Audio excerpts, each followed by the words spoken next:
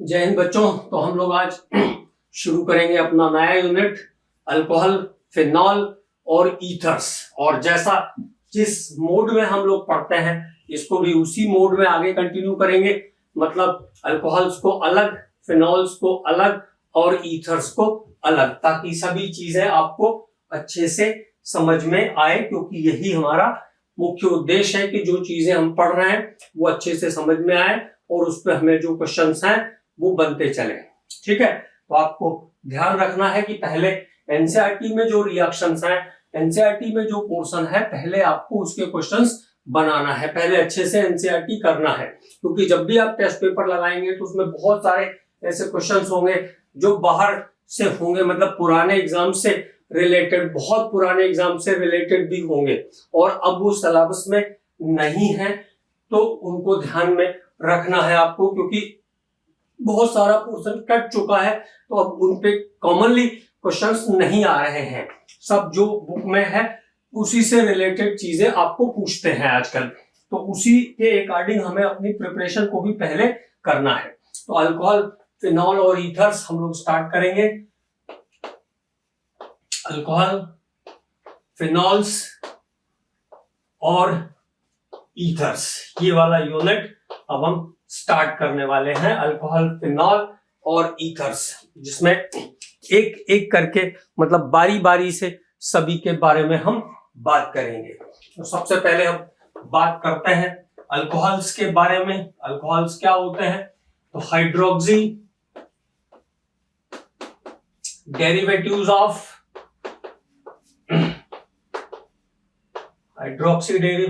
Alkanes, hydroxy derivatives of hydrocarbon भी आप कह सकते हैं। Hydrocarbon, hydroxy derivatives of hydrocarbons. किसी हाइड्रोकार्बन का H जब हम रिप्लेस कर देते हैं और उसमें OH ग्रुप जब जोड़ देते हैं तो जो कंपाउंड जनरेट होगा वो कहलाएगा alcohol. Hydroxy derivatives of alkanes, मतलब हम ऐसा कह सकते हैं, यहां से H को निकाल दीजिए और एक OH को यहाँ पे जोड़ दीजिए, तो जो कंपाउंड आ जाएगा उसको हम कहेंगे अल्कोहल। अल्कोहल और अल्कनॉल, अल्कनॉल्स, इसका IUPAC नेमिंग का तरीका भी रहेगा। तो ये कंपाउंड अल्कोहल्स कहलाते हैं। अब बात करते हैं हम अल्कोहल्स के क्लासिफिकेशन के बारे में। Discussion about the classification of alcohols. Classification of alcohols, तो अल्कोहल्स का क्लासिफिकेशन, क्लासिफिकेशन ऑफ अल्कोहल्स। सबसे पहले based on OH group, based on number of OH group, OH समूहों की संख्या के आधार पर, based on number of OH group. तो OH ग्रुप के बेस पर अल्कोहल जो होते हैं वो 3 टाइप्स में डिवाइडेड होते हैं। Mainly it is divided into 3 types. Monohydric, जिसमें एक OH ग्रुप होगा वो कहलाएगा मोनोहाइड्रिक अल्कोहल। जिसमें भी एक OH ग्रुप होगा वो कहलाएगा मोनोहाइड्रिक अल्कोहल। जिसमें भी एक OH ग्रुप होगा उसको हम कहेंगे मोनोहाइड्रिक अल्कोहल। जिनमें एक OH ग्रुप होता है ऐसे अल्कोहल को हम क्या कहते हैं? मोनोहाइड्रिक अल्कोहल कहते हैं। डाइहाइड्रिक, जिनमें 2 OH ग्रुप होगा इसको हम कहेंगे डाइहाइड्रिक अल्कोहल। जैसे ग्लाइकॉल एक डाइहाइड्रिक अल्कोहल है। ओके, तो जिसमें 2 OH ग्रुप होगा वो डाइहाइड्रिक अल्कोहल्स कहलाएंगे। इसके बाद आता है ट्राइहाइड्रिक अल्कोहल, जिनमें 3 OH ग्रुप होगा उसको हम कहेंगे ट्राइहाइड्रिक अल्कोहल। जैसे ग्लिसरीन एक ट्राइहाइड्रिक अल्कोहल है, ग्लिसरीन एक ट्राइहाइड्रिक अल्कोहल है। ग्लिसरॉल जिसको हम कहते हैं वो एक ट्राइहाइड्रिक अल्कोहल है। तो glycerol is the trihydric alcohol. तो OH ग्रुप के बेस पर अल्कोहल 3 टाइप्स में क्लासिफाइड है, मोनोहाइड्रिक, डाइहाइड्रिक और ट्राइहाइड्रिक। जिसमें एक OH ग्रुप है वो मोनोहाइड्रिक, जिसमें 2 OH ग्रुप है वो डाइहाइड्रिक, और जिनमें 3 OH ग्रुप है उसको हम कहते हैं ट्राइहाइड्रिक अल्कोहल। तो इस तरीके से अल्कोहल 3 टाइप्स में डिवाइडेड हो जाते हैं, मोनोहाइड्रिक, डाइहाइड्रिक और ट्राइहाइड्रिक। अब इसके बाद हम बात करते हैं अगले हिस्से पर। जो मोनोहाइड्रिक अल्कोहल है वो फिर से 3 टाइप की होती है। तो मोनोहाइड्रिक अल्कोहल, मोनोहाइड्रिक अल्कोहल ये फिर से जो है 3 टाइप्स में डिवाइडेड है, again divided into the 3 types. एक पहला प्राइमरी अल्कोहल, प्राइमरी अल्कोहल या 1 डिग्री अल्कोहल भी आप इसको कह सकते हो।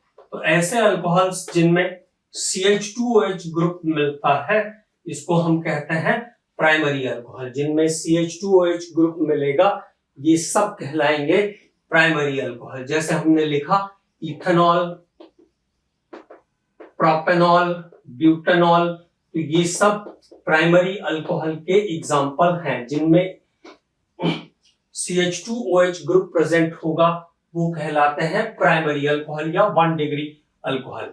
इसके बाद सेकेंडरी अल्कोहल, तो जिनमें CHOH ग्रुप होगा वो कहलाएंगे सेकेंडरी अल्कोहल। जिनमें CHOH ग्रुप होगा उसको हम कहते हैं सेकेंडरी अल्कोहल। जैसे फॉर एग्जांपल 2-प्रोपेनॉल, तो 2-प्रोपेनॉल एक सेकेंडरी अल्कोहल का एग्जांपल है। 2-प्रोपेनॉल एक सेकेंडरी अल्कोहल का एग्जांपल है। 2-प्रोपेनॉल एक सेकेंडरी अल्कोहल का एग्जांपल है। 2-ब्यूटेनॉल एक सेकेंडरी अल्कोहल का एग्जांपल है। ठीक है, तो जिनमें CHOH ग्रुप होगा, सीधे सीधे ध्यान रखना है, जिनमें CHOH ग्रुप होगा वो सेकेंडरी अल्कोहल कहलाएंगे। अब बारी आई टर्शरी अल्कोहल की। टर्शरी अल्कोहल, तो जिनमें COH ग्रुप होगा उसको हम कहेंगे टर्शरी अल्कोहल। CH2OH वाले प्राइमरी, CHOH वाले सेकेंडरी और COH ग्रुप वाले अल्कोहल जो होंगे वो कहलाएंगे टर्शरी अल्कोहल। टर्शरी अल्कोहल का एक एग्जांपल जैसे हमने कहा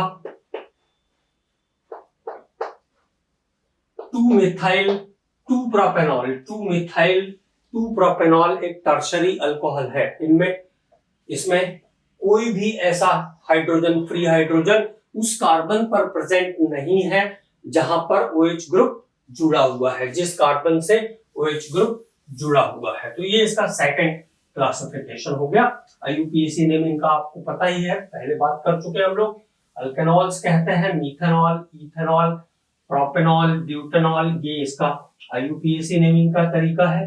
तो सीधे सीधे अगले प्रोसेस पे आ जाते हैं, preparation of monohydric alcohol. Preparation of monohydric alcohols. Monohydric alcohol को हम कैसे बनाएंगे, और केवल मोनोहाइड्रिक अल्कोहल्स ही हमारे सिलेबस में अभी इंक्लूडेड है। डाइहाइड्रिक और ट्राइहाइड्रिक के बारे में अभी कोई बात हमें नहीं करना है। तो प्रिपरेशन ऑफ मोनोहाइड्रिक अल्कोहल्स, क्या अल्केन से हम अल्कोहल बना सकते हैं? फ्रॉम अल्केन्स, अल्केन से अल्कोहल पे जा सकते हैं। क्या मीथेन को हम अल्कोहल में कन्वर्ट कर सकते हैं? तो बिल्कुल कर सकते हैं, हमने ये मेथड भी पढ़ा था फ्रॉम अल्केन्स। तो कैसे जाएंगे? When a mixture of methane and oxygen,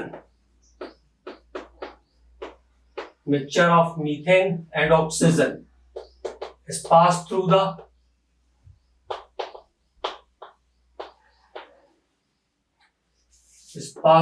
the red heat copper tube under the pressure. जब मीथेन और ऑक्सीजन के मिक्सचर को हम रेड हीट कॉपर ट्यूब से पास करते हैं, मीथेन और ऑक्सीजन के मिक्सचर को हम रेड हीट कॉपर ट्यूब से पास करते हैं। तो methane plus oxygen in a ratio of 9:1, यहां से जब हम इसको पास करेंगे कॉपर ट्यूब से तो ये कन्वर्ट हो जाएगा मिथेनॉल में। तो मीथेन से हम सीधे सीधे अल्कोहल बना सकते हैं, मीथेन से हम सीधे सीधे अल्कोहल बना सकते हैं, मिथेनॉल बन जाएगा। दूसरा मेथड,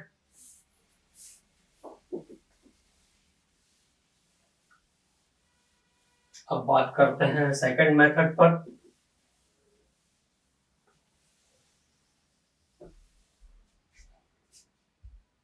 फ्रॉम एल्कीन्स, क्या एल्कीन से हम अल्कोहल बना सकते हैं?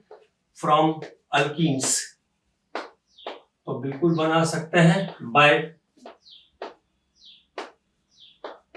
Hydration, bye hydration. एल्कीन्स का हाइड्रेशन मतलब वाटर का एडिशन। अगर एल्कीन्स पर हम वाटर का एडिशन करते हैं तो अल्कोहल मिल जाएगा हमें बाय हाइड्रेशन। तो देखिए जैसे मेरे पास इथाइलिन है, अब इसमें हमें वाटर जोड़ना है, तो enes are undergo the addition reaction in presence of acid. H3PO4 यहाँ पे यूज कर सकते हैं हम। बॉन्ड है तो इलेक्ट्रोमेरिक इफेक्ट होगा, और इलेक्ट्रोमेरिक इफेक्ट के बाद पहले इलेक्ट्रोफाइल अटैक करेगा। ईन्स और आइंस पर पहले इलेक्ट्रोफाइल अटैक करता है और ये कंपाउंड इथाइलिन से इथेनॉल में कन्वर्ट हो जाएगा। तो ये एक मेथड हो गया जहां पर हम ईन्स को सीधे सीधे अल्कोहल में ले जा सकते हैं। अब अगर मेरे पास प्रोपीन है एज अ रिएक्टेंट, प्रोपीन है तो वो इस कंडीशन में कैसे आगे कैरी ऑन होगा?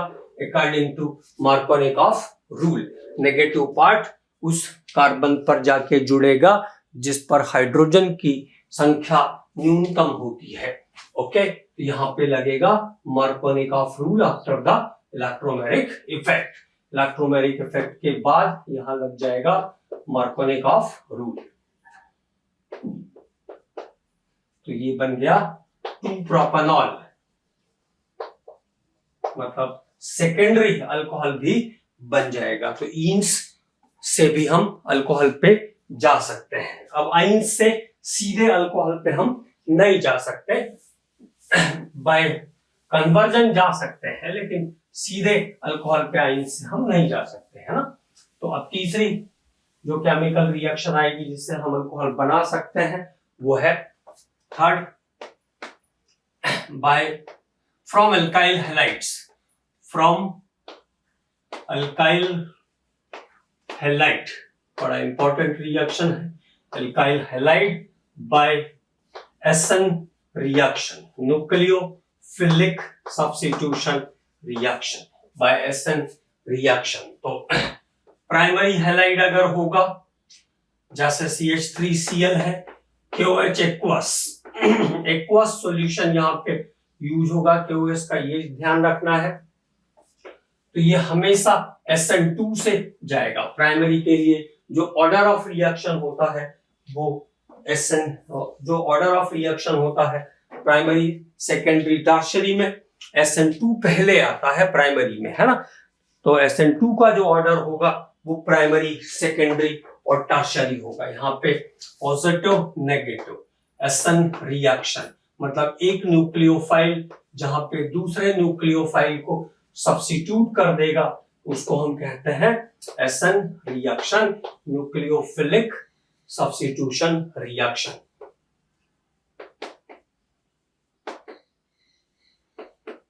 न्यूक्लियोफिलिक सब्स्टिट्यूशन रिएक्शन के थ्रू जाएगा, ये भी प्राइमरी है। तो यहाँ भी जो मैकेनिज्म लगेगा वो SN2 लगेगा और यहां से आपको प्रोडक्ट मिल जाएगा इथेनॉल। अगर सेकेंडरी हैलाइड होगा तो सेकेंडरी हैलाइड में आपको ध्यान रखना है ये SN2 SN1 दोनों से जा सकता है, हम SN1 SN2 दोनों से जा सकता है, SN2 भी लग सकता है, यहाँ SN1 भी लग सकता है, और यहां से आपको मिल जाएगा प्रोडक्ट 2-प्रोपेनॉल। 2-प्रोपेनॉल यहाँ पे आपको एज अ प्रोडक्ट मिल जाएगा। तो 2-प्रोपेनॉल इज द प्रोडक्ट, और सेकेंडरी हैलाइड में ध्यान रखना है SN2 SN1 दोनों कॉमन रहते हैं, ये बात याद रखनी है। अब उसके बाद टर्शरी हैलाइड अगर होगा तो मेनली बाय SN1, क्योंकि SN1 का जो रिएक्टिविटी ऑर्डर होता है वो रहता है tertiary, then secondary, then primary, और ये सब चीजें हम लोग डिस्कस कर चुके हैं डिटेल में एकदम, है ना। तो टर्शरी हैलाइड है ये।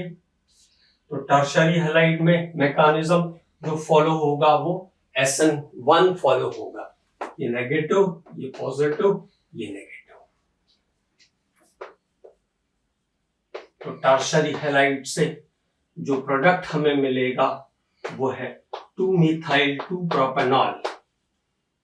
2-मिथाइल 2-प्रोपेनॉल is the product for this reaction, और टर्शरी ब्यूटाइल अल्कोहल भी इसको हम कह सकते हैं। तो हैलाइड से भी हम अल्कोहल पे जा सकते हैं, हैलाइड से भी हम अल्कोहल पे जा सकते हैं, ये इंपॉर्टेंट बात यहाँ पे आपको याद रखना है। बाया SN reaction, nucleophilic substitution reactions, वो रिएक्शन है जो हैलाइड को अल्कोहल में कन्वर्ट करने के काम में आते हैं। अब बात करते हैं हम अगले रिएक्टेंट की, from carbonyl compounds.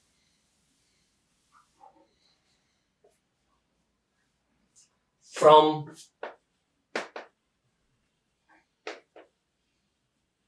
Carbonyl compound. अब कार्बोनाइल कंपाउंड मतलब CO ग्रुप जहां पे आएगा, जहां पे CO ग्रुप आपको मिलेगा उसको हम कहते हैं carbonyl compound. Reduction of aldehyde और कीटोन्स, एल्डिहाइड या कीटोन्स, और कार्बोक्सिलिक एसिड भी यहाँ पे हम इंक्लूड कर सकते हैं। रिडक्शन ऑफ एल्डिहाइड और कीटोन्स, तो एल्डिहाइड कीटोन्स के लिए हम यूज कर सकते हैं पैलेडियम, एल्डिहाइड कीटोन के लिए हम यूज कर सकते हैं निकल, एल्डिहाइड कीटोन के लिए हम लिथियम एल्यूमिनियम हाइड्राइड यूज कर सकते हैं, LiAlH4 को यूज कर सकते हैं, Na sodium hydrogen chloride BH4 को यूज कर सकते हैं as a catalyst, Na CeTOH5OH को एज ए कैटलिस्ट यूज कर सकते हैं। तो ये कैटलिस्ट है, इनको ध्यान में रखना है। ये ऐसे कैटलिस्ट है जो CO ग्रुप को CH2OH ग्रुप में ले जा सकते हैं या OH ग्रुप में कन्वर्ट कर सकते हैं, रिड्यूस कर सकते हैं। तो रिडक्शन के लिए, कार्बोनाइल कंपाउंड के रिडक्शन के लिए जो कैटलिस्ट यूज होंगे उनकी लिस्ट आपको ध्यान में रखना है। अदरवाइज बिल्कुल सिंपल सी बात है, कोई भी कार्बोनाइल कंपाउंड है वो रिड्यूस होकर इन कैटलिस्ट के थ्रू कहां चला जाएगा, एल्डिहाइड कीटोन में चला जाएगा, ये ध्यान रखना है। जैसे CH3CHO है मेरे पास, इसको अगर हम सिंपली रिड्यूस करते हैं तो बिल्कुल सिंपल सा है, तो पैलेडियम भी आप यहाँ यूज कर सकते हो। यहाँ से रिड्यूसिंग एजेंट क्या करेगा, इसको कार्बोनाइल को रिड्यूस कर देगा CH2OH में, तो इथेनॉल एज अ प्रोडक्ट आपको यहाँ पे मिल जाएगा, इथेनॉल एज अ प्रोडक्ट आपको यहाँ पे मिल जाएगा। अगर मान लो इस टाइप के रिएक्टेंट हैं आपके पास जिनमें डबल बॉन्ड भी है, तो यहाँ पे थोड़ा सा ध्यान रखना। अब यहाँ पे जो रिड्यूसिंग एजेंट है LiAlH4 यूज कर सकते हैं हम, NaBH4 भी यूज कर सकते हैं, और ये दोनों ऐसे रिड्यूसिंग एजेंट हैं जो केवल कार्बोनाइल का रिडक्शन करते हैं, reduce only carbonyl group, reduce only carbonyl group, केवल कार्बोनाइल ग्रुप का रिडक्शन करते हैं। तो क्या बन जाएगा, CH3CH, डबल बॉन्ड CH, और ये जो रिड्यूसिंग एजेंट है ये CHO को या कार्बोनाइल को कहां पे कन्वर्ट कर देगा, OH ग्रुप में कन्वर्ट कर देगा। तो both the reducing agent reduces only and only the carbonyl group, do not reduce the bond, bond को ब्रेक नहीं करेंगे ये बात याद रखनी है। तो ये हुआ कार्बोनाइल्स का रिडक्शन, मतलब एल्डिहाइड कीटोन से हम अल्कोहल पे कैसे जा सकते हैं। From carboxylic acid and its derivatives, carboxylic acid and it's derivatives. तो कार्बोक्सिलिक एसिड को भी हम रिड्यूस कर सकते हैं, उसको डेरिवेटिव्स को भी रिड्यूस कर सकते हैं अल्कोहल में। जैसे मेरे पास कंपाउंड है CH3COH, तो जो LiAlH4 होता है ये स्ट्रॉन्ग रिड्यूसिंग एजेंट है, NaBH4 भी बहुत स्ट्रॉन्ग रिड्यूसिंग एजेंट होता है। तो LiAlH4 is act as a very strong reducing agent, और बेस्ट रिड्यूसिंग एजेंट है LiAlH4 फॉर कार्बोनाइल ग्रुप। किसी भी कार्बोनाइल ग्रुप के लिए LiAlH4 एक बेस्ट रिड्यूसिंग एजेंट है। देखो पहले यहां से क्या करेगा, वाटर निकाल देगा, वाटर निकाला तो यहाँ पे H आया, तो थोड़ी देर के लिए CH3CHO बना, है ना। फिर कार्बोनाइल का बॉन्ड भी टूट जाएगा, और कार्बोनाइल का बॉन्ड टूटेगा तो एक H C के पास, एक OH के पास, तो क्या बन गया कंपाउंड CH3 CH2OH बन जाएगा। इथेनॉल प्लस वाटर एलिमिनेट हो जाएगा इस केमिकल रिएक्शन में। अगर मान लो मेरे पास डेरिवेटिव का कोई मेंबर है, एसेटल क्लोराइड है, एसेटल क्लोराइड या इथेनॉइल क्लोराइड है, तो इसको भी ये रिड्यूस कर देगा, यहां से HCl एलिमिनेट करेगा, एक H वापस लौटाएगा, तो थोड़ी देर के लिए CH3CHO बनेगा, थोड़ी देर के लिए CH3CHO बनेगा, और फिर कार्बोनाइल का बॉन्ड टूटेगा तो ये वापस चले जाएगा अल्कोहल में। It reduces into the ethanol, CH3 CH2OH plus HCl, ऐसा बाय प्रोडक्ट आ जाएगा यहाँ पे। तो एसिड और उसके डेरिवेटिव्स को भी हम अल्कोहल में चेंज कर सकते हैं, एसिड और एसिड के डेरिवेटिव्स को भी हम अल्कोहल में चेंज कर सकते हैं।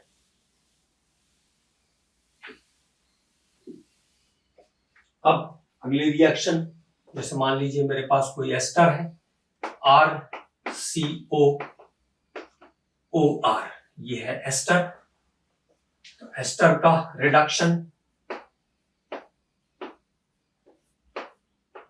में भी LiAlH4 और Na-C2H5OH को भी यहाँ पे हम एज ए कैटलिस्ट यूज कर सकते हैं, Na-C2H5OH को भी एज ए कैटलिस्ट यूज कर सकते हैं। यहाँ से बाय प्रोडक्ट के फॉर्म में सबसे पहले ROH निकल जाएगा, एक H आया, ये RCHO बना, फिर कार्बोनाइल का बॉन्ड टूटा, तो ये बन जाएगा कार्बोक्सिलिक एसिड, सॉरी अल्कोहल बन जाएगा RCH2OH।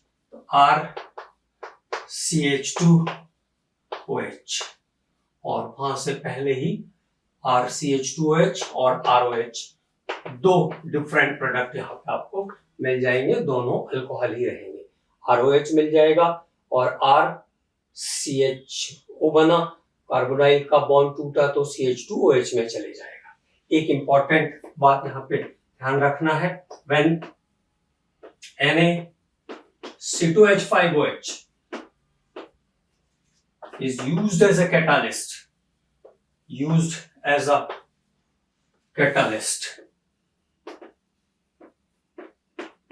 then it is known as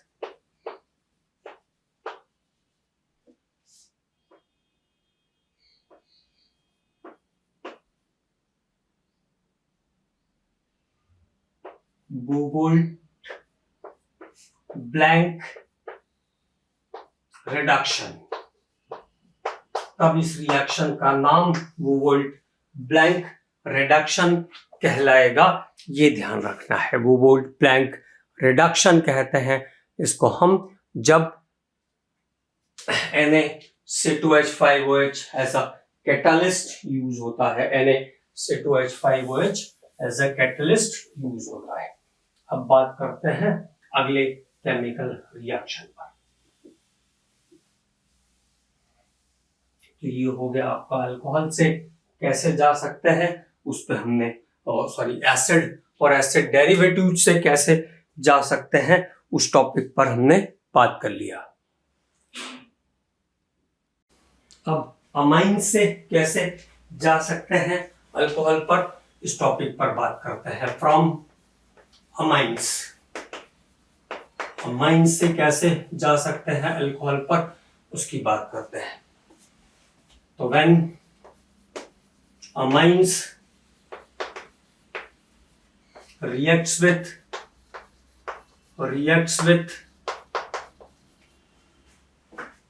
nitrous acid, amines की रिएक्शन जब हम नाइट्रस एसिड के साथ करते हैं, HNO2 के साथ करते हैं, तो अल्कोहल बना के देता है अमाइंस।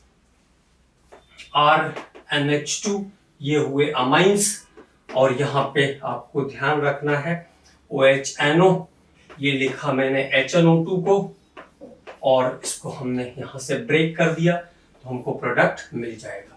क्या क्या मिल गया?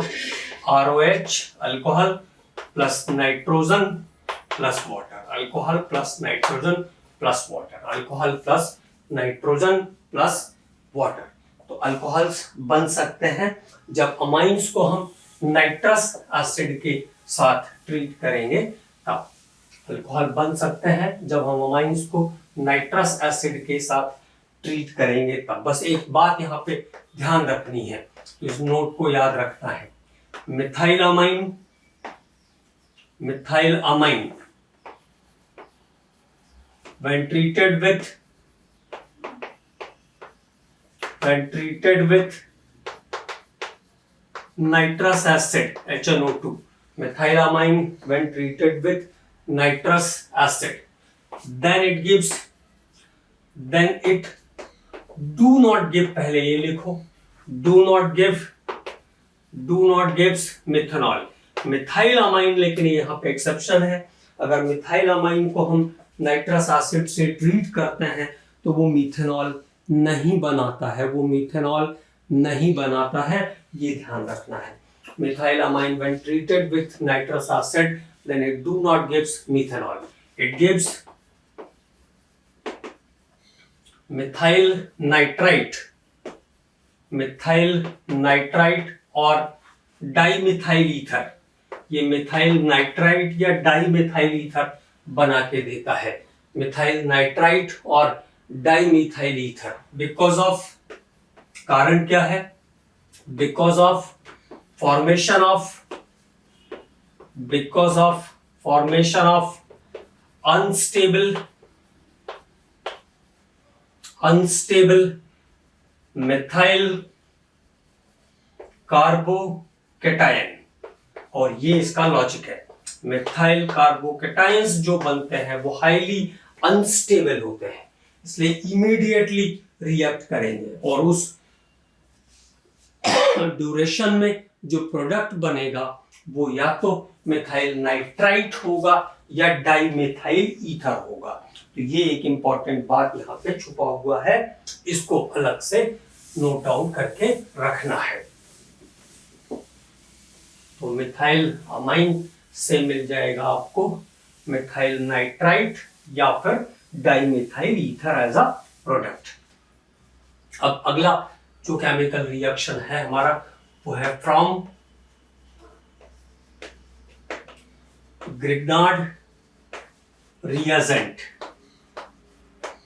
ग्रिग्नार्ड रिएजेंट से हम अल्कोहल पे कैसे जा सकते हैं?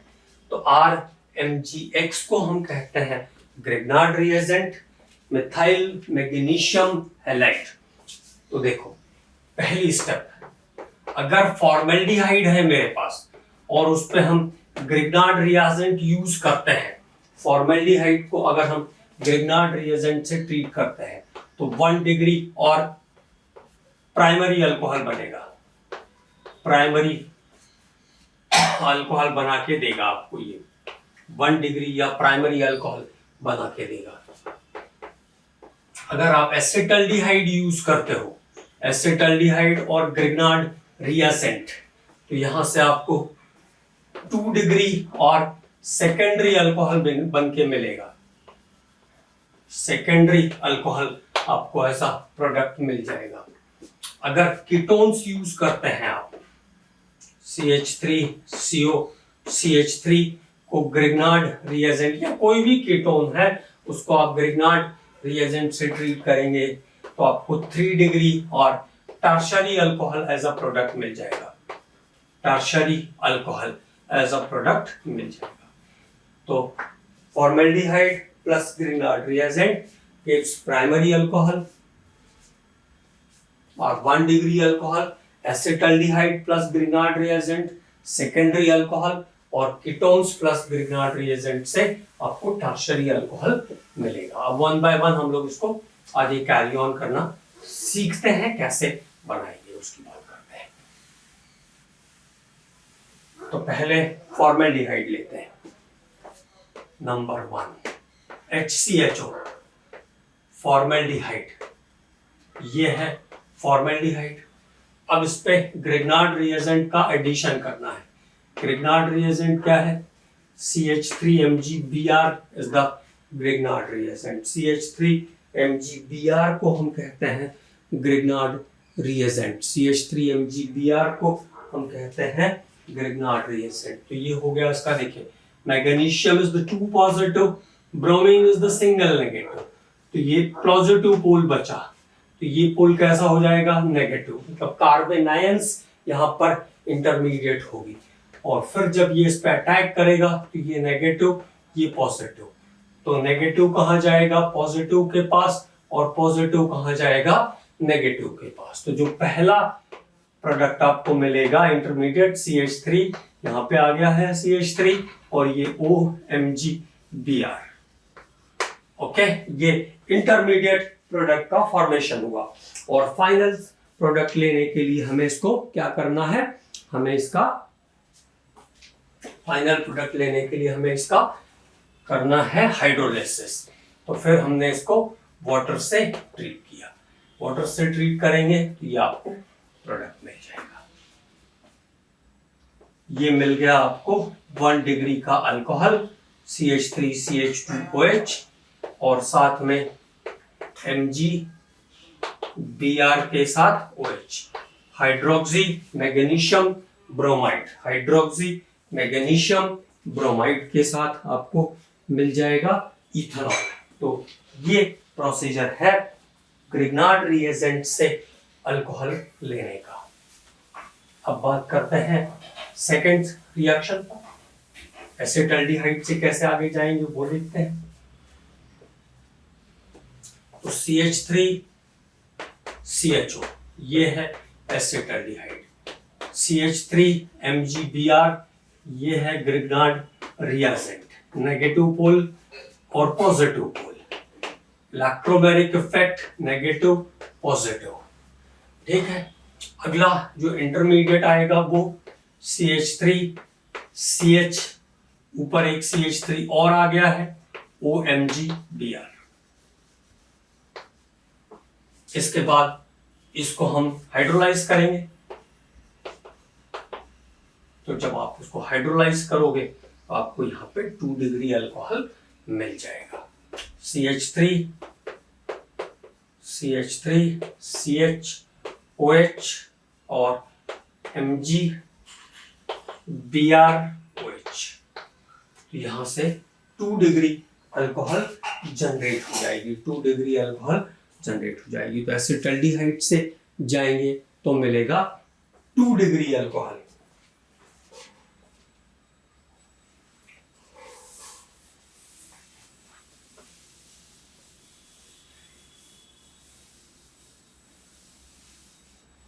अब तीसरा मेथड तीसरा प्रोडक्ट अगर हम कीटोन से शुरू करते हैं तो क्या होगा, तो ये कीटोन और ये CH3MgBr, कार्बेनायंस आर द इंटरमीडिएट, ये पॉजिटिव, ये नेगेटिव और ये पॉजिटिव, तो नेगेटिव पॉजिटिव के पास और पॉजिटिव नेगेटिव के पास। तो फर्स्ट इंटरमीडिएट जो प्रोडक्ट होगा उसमें एक CH3 ग्रुप और आ गया है, एड ऑन हो गया, OMgPr। वाटर से ट्रीट करेंगे, ये आ जाएगा आपका फाइनल प्रोडक्ट 2-methyl 2-propanol। ये तीनों स्टेप्स ध्यान रखने हैं। फॉर्मेल्डिहाइड के साथ हमेशा प्राइमरी, एसिटाल्डिहाइड के साथ हमेशा सेकेंडरी और कीटोन्स के साथ हमेशा टर्शरी अल्कोहल आपको ऐसा प्रोडक्ट मिल जाएगा जब हम ग्रिग्नार्ड रिएजेंट को यूज करेंगे तब। अब इसके बाद हम बात करते हैं जो कॉमर्शियल मैन्युफैक्चरिंग है उसके बारे में। कॉमर्शियल मैन्युफैक्चरिंग बुक में अंदर ले जाके लाइनों में लिख दिया है, तो ढूंढने में आपको परेशानी होगी, उससे अच्छा है हम लोग एक साथ उसको कर लेते हैं। How to commercially manufacture methanol and ethanol. तो इसको हम ऐसा कह सकते हैं, production of methanol and ethanol. Methanol और इथेनॉल को हम कैसे कॉमर्शियली प्रोड्यूस कर सकते हैं उसकी बात। तो CH3OH मिथेनॉल, ये कंपाउंड है मिथेनॉल, जिसको वुड स्प्रिट भी कहते हैं, वुड स्प्रिट या वुड नाफ्था भी कहते हैं इसको, ये ध्यान रखना है। और मिथेनॉल बाय नेचर पॉइजनस होता है, ये भी ध्यान रखना है। By nature it is poisonous alcohol.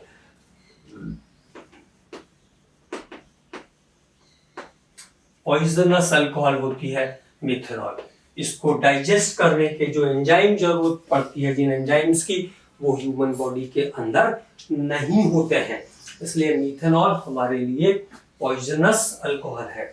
और अगर गलती से भी कोई इसको पी लेगा तो पहले वो ब्लाइंड होगा, फिर पगलाएगा और फिर मर जाएगा।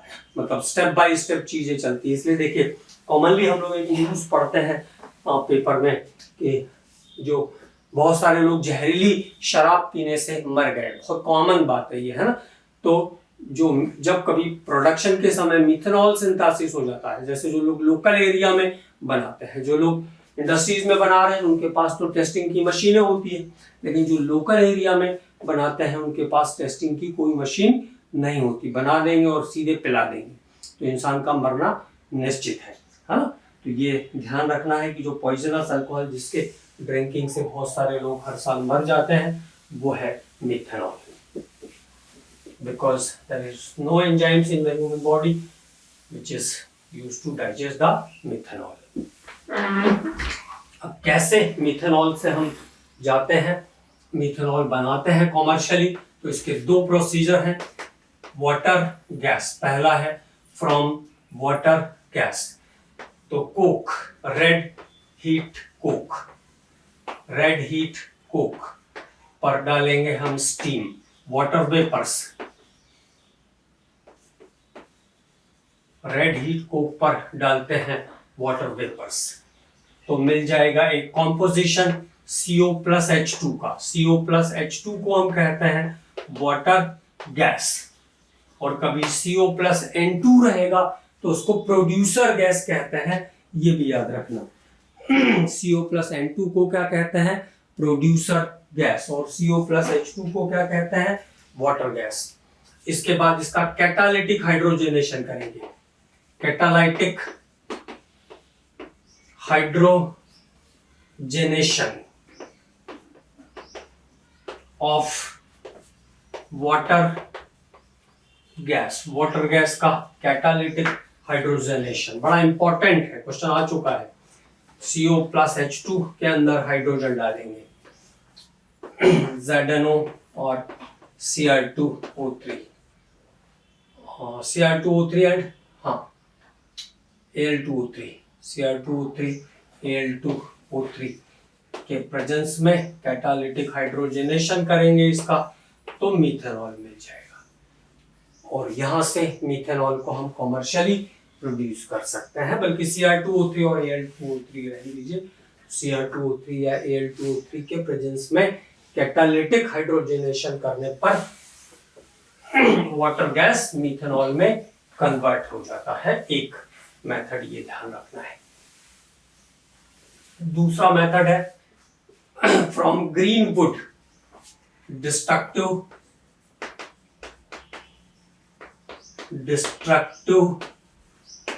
distillation of green wood, हरी लकड़ी का भंजक आसवन, ऐसा हिंदी में इसको कहते हैं, हरी लकड़ी का भंजक आसवन, destructive distillation of green would. तो ग्रीन वुड के पहले पीसेस करेंगे, छोटे छोटे टुकड़े करेंगे और इसको लगभग 600 डिग्री सेंटीग्रेड तक एब्सेंस ऑफ एयर में हीट करेंगे। एब्सेंस ऑफ एयर, एयर नहीं रहना चाहिए, एयर रहेगा तो पूरा बर्न हो जाएगा। तो यहाँ पे एक कंपाउंड्स का मिक्सचर मिलेगा जिसको कहते हैं पाइरोलिग्नस एसिड। क्या कहते हैं? पाइरोलिग्नस एसिड। इस पाइरोलिग्नस एसिड में 3 बड़ी इंपॉर्टेंट केमिकल्स मिलती है। एक एसिटिक एसिड जो कि सबसे ज्यादा है 8 to 10%। दूसरा जो केमिकल है इसमें मिथेनॉल, ये 2 to 3%, 2 से 3% तक पाइरोलिग्नस एसिड में मिथेनॉल रहता है। और तीसरा जो केमिकल इसमें मिलता है वो है एसीटोन, 0.1 से 0.4% इसमें एसीटोन रहता है। अब किसी बच्चे ने एक दिन मुझसे पूछा कि बाकी का क्या क्या रहता है, तो लकड़ी का जो पल्प होगा वो भी तो रहेगा, कॉर्क भी तो रहेगा लकड़ी का, ठीक है। तो एसिटिक एसिड, मिथेनॉल और एसीटोन, ये 3 इंपॉर्टेंट केमिकल रहते हैं पाइरोलिग्नस एसिड के अंदर। अब क्या करते हैं देखो, इसमें बेस डाल देंगे पहले। जब बेस ऐड करेंगे तो जो एसिटिक एसिड वाला हिस्सा है वो सॉल्ट में कन्वर्ट हो जाएगा और क्रिस्टलाइज हो जाएगा, तो उसको हम फिल्टर आउट कर देंगे। एसिटिक एसिड वाला हिस्सा सॉल्ट में कन्वर्ट हो जाएगा, जैसे सोडियम एसिटेट बन गया, उसको फिल्टर आउट कर लेंगे। इसके बाद बचा मिथेनॉल और एसीटोन। तो मिथेनॉल और एसीटोन 2 क्लोजर बॉइलिंग पॉइंट वाले लिक्विड्स हैं। Methanol and acetone are the 2 liquids with closer boiling point, or it is separated by the fractional distillation। तो fractional distillation से हम मिथेनॉल और एसीटोन को अलग अलग कर लेंगे। इसको लिख लेना है ना, लिखना जरूरी है, मिथेनॉल एंड एसीटोन, बल्कि मैं ही लिख देता हूं। Acetic acid is separated by treatment of alkali। Base डाल के पहले हम एसिटिक एसिड को बाहर निकाल देंगे। इसके बाद methanol and acetone is separated by fractional distillation। Fractional distillation, because the boiling point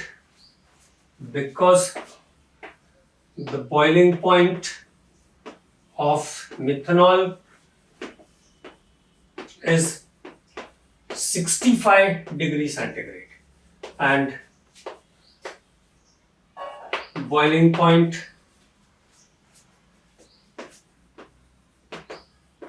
of acetone is 56 degree centigrade. तो जहां पे लगभग 10 डिग्री सेंटीग्रेड के अबाउट का डिफरेंस रहता है, उन ऑर्गेनिक लिक्विड्स को सेपरेट करने के लिए हम फ्रैक्शनल डिस्टिलेशन की टेक्निक यूज कर सकते हैं। फ्रैक्शनल डिस्टिलेशन की टेक्निक हम यूज करते हैं। ये एक इंपॉर्टेंट बात आ गई यहाँ पे। अब बात करते हैं कि अगर किसी लिक्विड में, किसी ऑर्गेनिक कंपाउंड में मिथेनॉल सिंथेसिस हो रहा है तो उसको हम कैसे पहचानेंगे।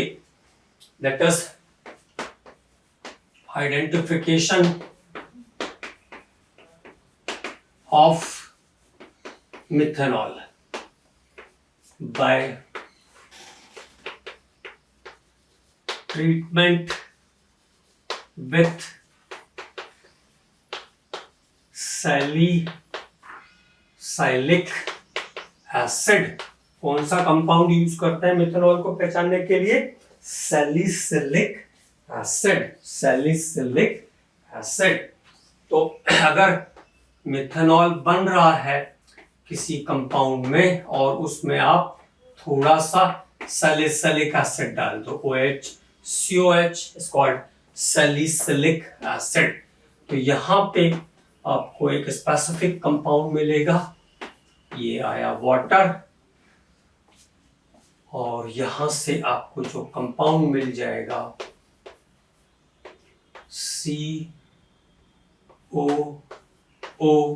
COOCH3, इसको कहते हैं methyl salicylate.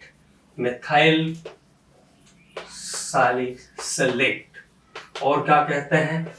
Oil of winter green. Oil of winter green का फॉर्मूला भी है, सीधे भी पूछते थे पहले, है ना?